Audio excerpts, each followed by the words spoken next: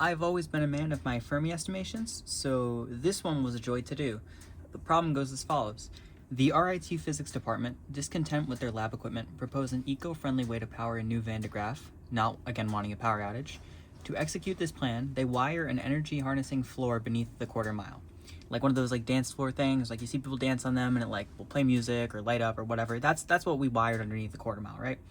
And what we're trying to find is the average power produced by this floor that we're wiring to the Van-De-Graffe, the minimum radius of the generator to store this charge that it will be attaining from this wattage for some time.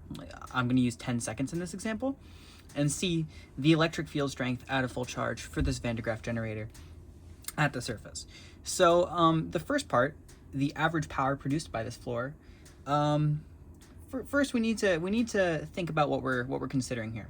So the quarter mile, or at least as I know it, starts at the end of the quarter mile bridge between academic side and dorm side. So you have the quarter mile bridge, and then bam, here's the start of the quarter mile.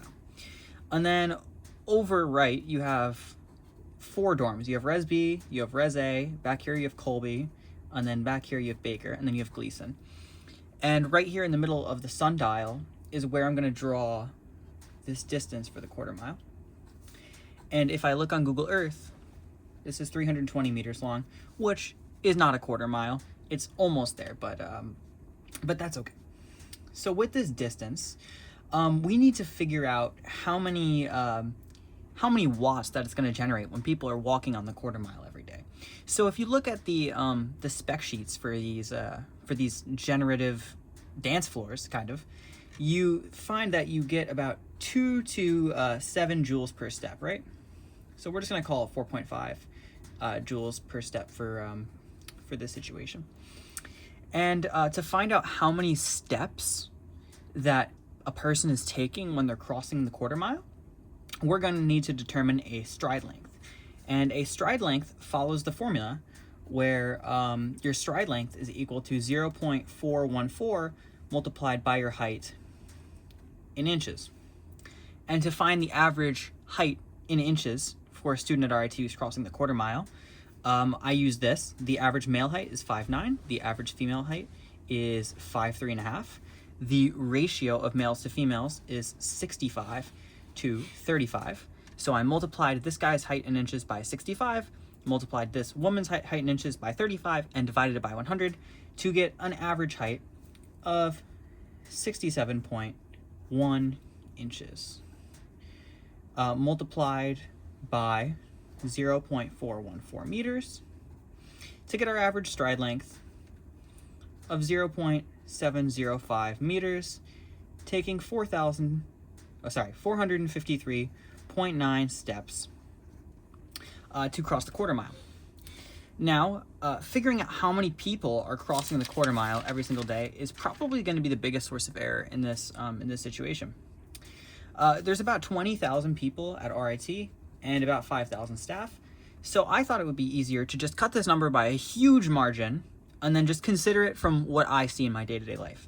So for it, I considered 10,000 students who may be behaving the same way as me.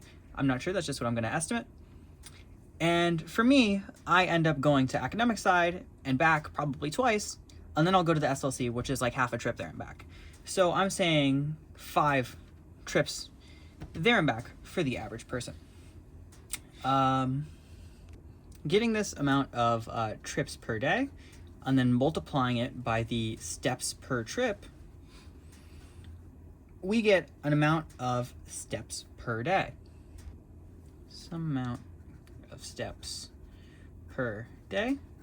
And then we multiply this by 4.5 joules per step. And we end up getting about 100 megajoules per day. Dividing that by the amount of seconds in a day, and we get 1,182 watts on average, which is about 1 air conditioner, which isn't anything too crazy.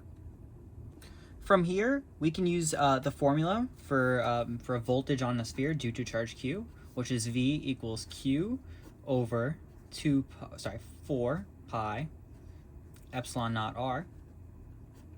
And knowing that Q times V equals P times T, we get PT over V equals our Q. And what we could do is we could plug this in.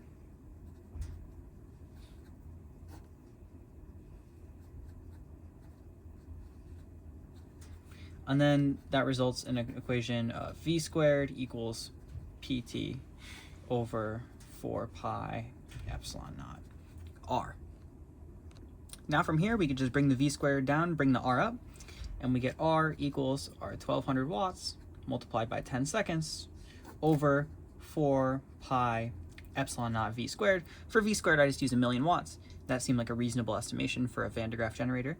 And it comes out to 216 meters, which is pretty ridiculous.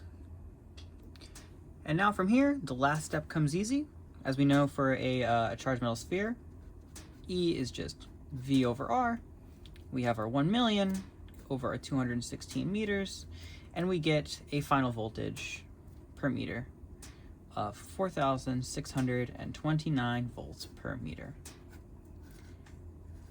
This is the first of the year of my Fermi approximations that I missed greatly from last year. And if anyone has any more ideas for an approximation, feel free to comment it. Thank you for watching.